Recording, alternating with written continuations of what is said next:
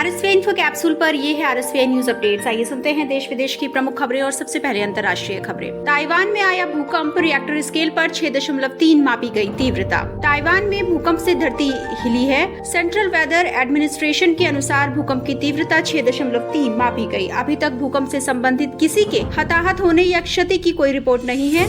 भूकंप से राजधानी ताइपे की इमारतें भी हिल गई हैं। अधिकारियों ने कहा कि शहर में मेट्रो सेवाएं कम गति पर जारी रही। वहीं लोगों के लिए समुद्र से जुड़े राजमार्गों पर गाड़ी चलाते समय चेतावनी जारी की गई है। दोहा में गाजा युद्ध विराम समझौता वार्ता शुरू, टिकी दुनिया की निगाहें। अब तक मारे गए 40,000 फिलिस्तीनी। गाजा युद्ध विराम को लेकर कतर राजधानी दोहा में अगले चरण की वार्ता शुरू हो गई।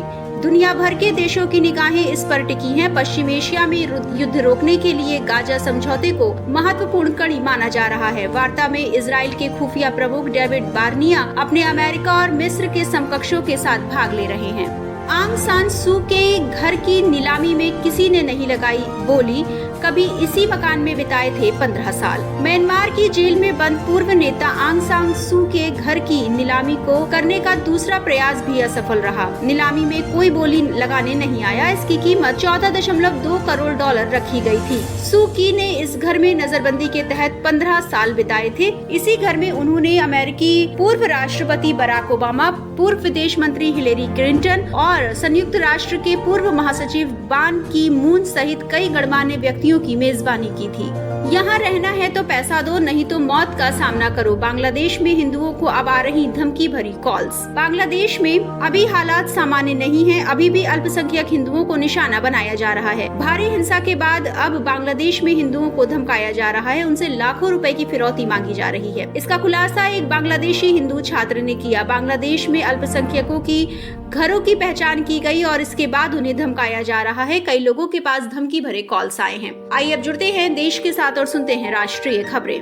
सरकारी अस्पतालों में जारी रहेगी डॉक्टरों की हड़ताल। आज इंडिया गेट तो कल जंतर मंतर पर होगा प्रदर्शन। कोलकाता के आरजी मेडिकल कॉलेज में जूनियर महिला रेसिडेंट डॉक्टर से सामूहिक दुष्कर्म व हत्या की घटना के विरोध में रेसिडेंट डॉक्टरों की अनिश्चितकालीन हड़ताल जारी रहेगी। इस वजह से शुक्रवार को भी एम्स, सफदरगंज, आरएमएल, लोकनायक, जीबी पंत सहित दिल्ली के सभी सरकारी अस्पतालों में इमरजेंसी को छोड़कर ओपीडी, नियमित सर्जरी व अन्य सभी चिकित्सा सुविधाएं प्रभावित रहेंगी। इसरो रचेगा इतिहास। धरती की निगरानी के लिए EOS 08 का प्रक्षेपण आज, काउंटडाउन शुरू। धरती की निगरानी के लिए EOS 8 को श्रीहरिकोटा के सतीश धवन अंतरिक्ष केंद्र से शुक्रवार सुबह लॉन्च किया गया।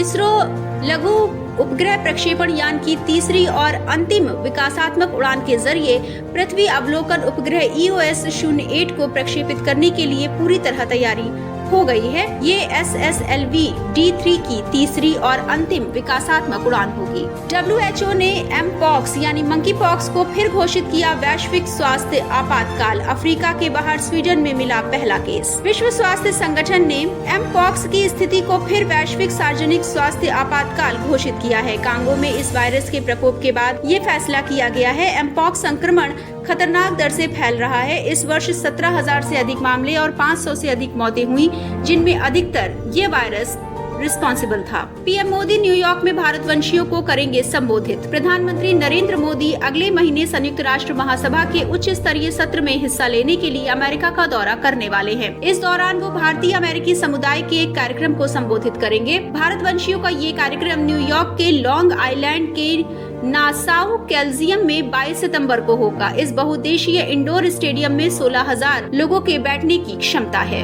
आइए अब जुड़ते हैं खेलों के साथ और सुनते हैं खेल जगत का ताजा हाल। न्यूजीलैंड को लगा दोहरा झटका। खिलाड़ियों ने फ्रेंचाइजी करियर बनाने के लिए ठुकरा दिया केंद्रीय अनुबंध। न्यूजीलैंड के शीर्ष क्रम के बल्लेबाजों डेवोन कॉनवे और फिन एलन ने फ्रेंचाइजी क्रिकेट में करियर बनाने के लिए न्यूजीलैंड क्रिकेट का केंद्रीय अनुबंध ठुकरा दिया है। देश के क्रिकेट बोर्ड न्यूजीलैंड क्रिकेट ने ये घोषणा की।